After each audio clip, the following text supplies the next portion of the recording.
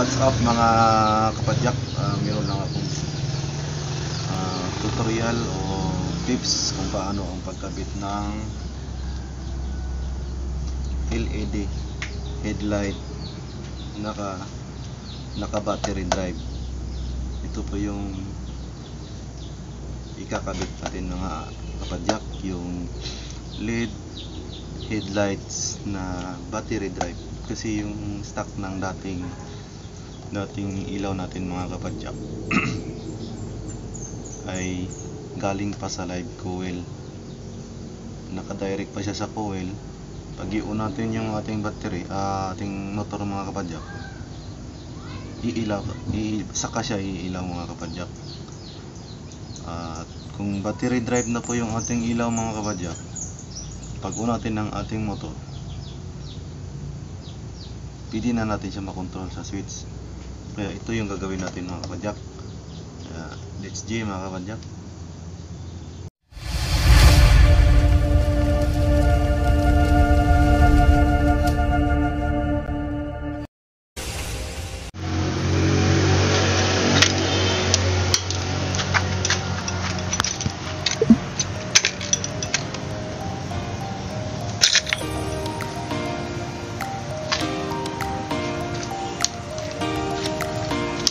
Pag i-on po natin guys, yan, battery drive na po siya guys.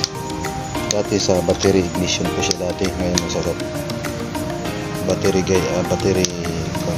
drive. Yan po ang switch niya guys, pinalitan namin ng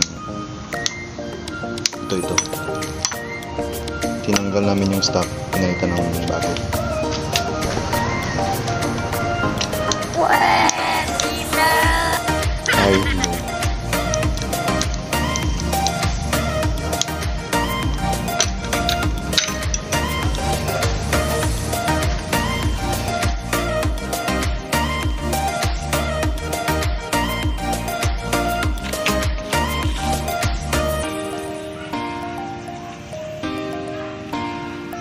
Ito yung blower niya guys, yung lights. Blower niya.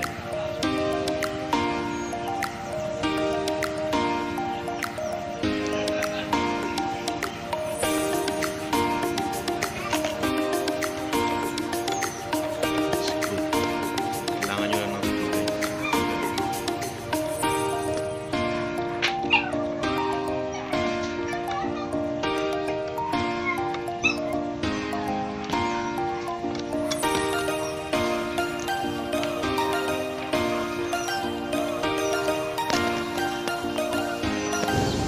ito po yung bagong bili namin na switch mga kapadyak. Pinalitan po namin yung dating stock kasi wala po yung switch na para sa headlight. Ayan po, kaya ito yung ikinabit namin na bago mga kapadyak para magkaroon tayo ng switch. Kinat lang po namin yung dating wire mga kapadyak at nagtap lang po kami dito banda. Iniwan namin yung socket na dating stock, kaya kabit mo lang po siya, itap nyo lang po sa color coding. Ganon din po yung pagkatap niya mga kapadyak para mas madali lang po. At hanapin lang po natin yung direct sa kanyang battery drive. Yun ang hanapin natin para meron tayong source papuntang switch mga kapadyak.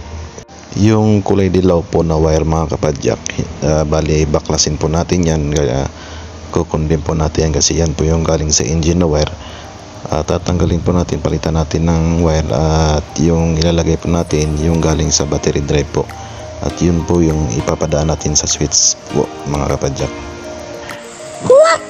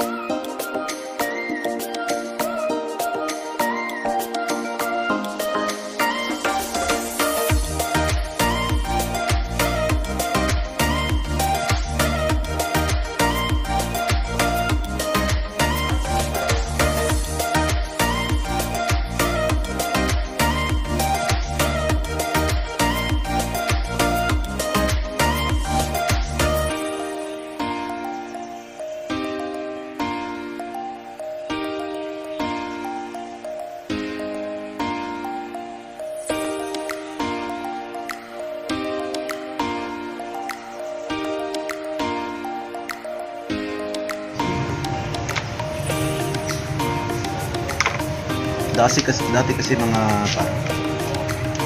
ito stock pa ito dati. Ngayon nilagyan na namin ng switch galing sa battery drive. Itong bago. Ito yung dati niya stock. Ito yung stock ng XRM dati guys. Pinalitan namin ng bago. May switch na. Itong dati na stock ng XRM ng switch. Direct siya sa engine. Kaya ngayon pinalitan namin ng may off. On na siya sa headlight. Ito siya guys, kita natin. Paano ang pag-wiring? Red, blue, green, white na wire yung sa headlight. Tapos same color lang din siya guys yung sa dating pinupunan natin ng headlight na dati na galing sa ignition. Kung saan nyo kinuha itong stock niya dati na headlight, doon nyo rin kinakabit itong lid na bago natin kinabit lid.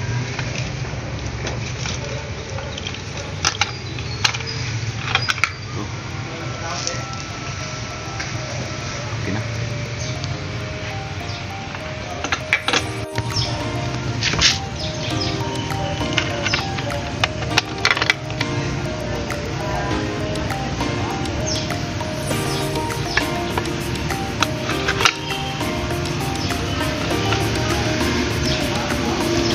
Ito guys, yung linya na blue, green at white, balik nyo lang po siya sa dati niyang connection pag cutting nyo nung dating stock ng yung stock ng ilaw ng XRM natin. At ito guys, pinalitan natin siya ng switch sa handlebar. Ito,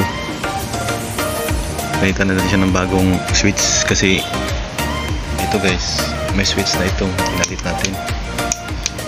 One set, pinalitan natin ng bago. Ito. Tapos ang connection niya dito guys, pagkat kinating lang namin yung ito, kinat lang namin to dito, saka binalik lang namin itong kulay na yellow na wire na ito guys. Ito yung galing sa coil. Kinundin po natin yan, pinalitan po natin ng tapos bagong wire na galing sa battery drive na wire po mga kapadyak.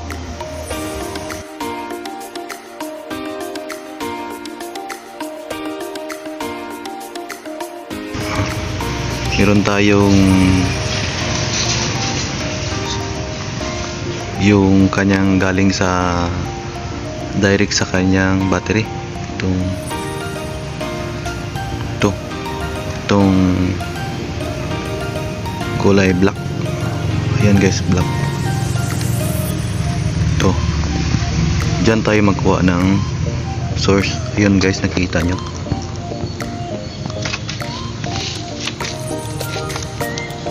Ito itong connection na ito yan,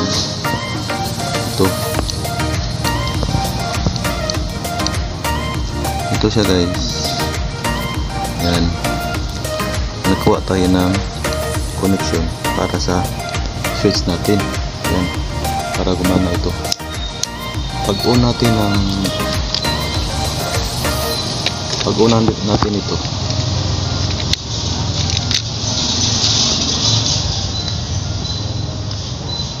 on natin yan,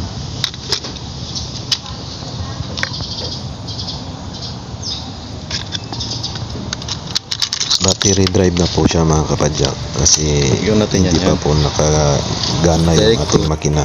Switch pala yung ating naon, gumana na po yung ating headlight, kaya nagbiblink po yung ating headlight mga kapadyak, kasi naka engine drive pa po yan siya mga kapadyak. Dito na lang yung control niya sa switch. Yan.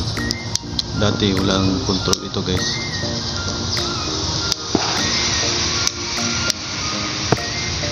Kaya ganito yung bilhin nyo na klase na stock switch. May on switch.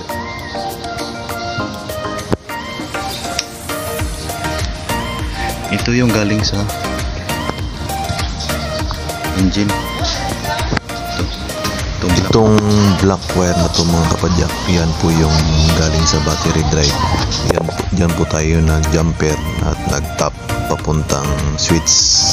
Kaya mayroon pong source na galing sa battery at mayroon makontrol po natin siya dyan sa switch sa ating handlebar mga kapadyak.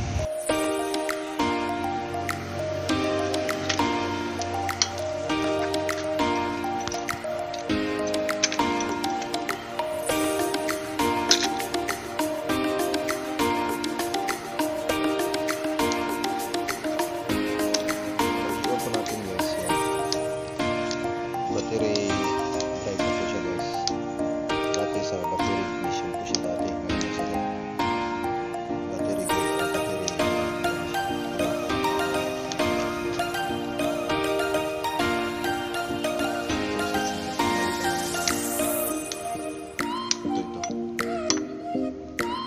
Ganito po na klase na switch yung ilalagay niyo mga kapadyak kasi mas advantage ito, malapit lang sa accelerator, madali nyo na pong ma-off yung ilaw kasi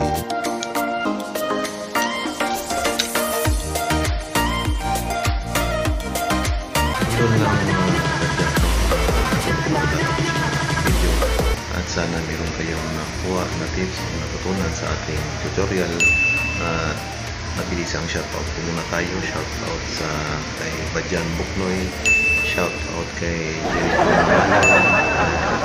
Don't forget to like and share and like and subscribe and hit the button bell mga kabadyak para lagi po tayong updated sa mga panibago nating mga videos. Okay mga kabadyak, and thank you for watching.